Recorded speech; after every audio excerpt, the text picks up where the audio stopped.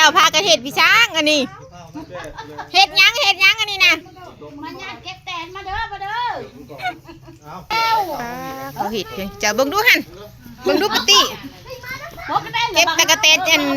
ออกแต่หลดดูสิเจ้าถอกเข่านี่ว่าเบิ่งแม่นี่เธอเบิ่งเด้อ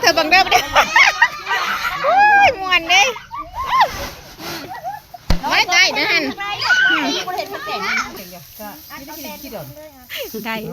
ได้พอขัวได้แต่ละคนเบิ่งดูปฏิเจ้าฮะน่ะมีแต่ตะกะแตนเด้อแมงมันบ่มีข่าวรถเกี่ยวกับบ่ได้มีหญ้าเพราะบ่ได้ได้ที่เจ้าฮักกุ๊กคล้ายๆรถปัดนั่นแหละ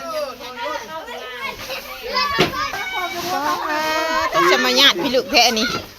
ค่อยๆเด้อมีแตนเด้อแตนค่อยได้บักไอ้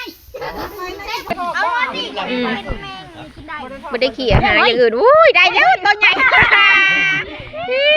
ได้แล้วม่วนเด้เอาแมงมันเอาตะกะแตนยังไม่ได้ปั่นเลยเถียงเลย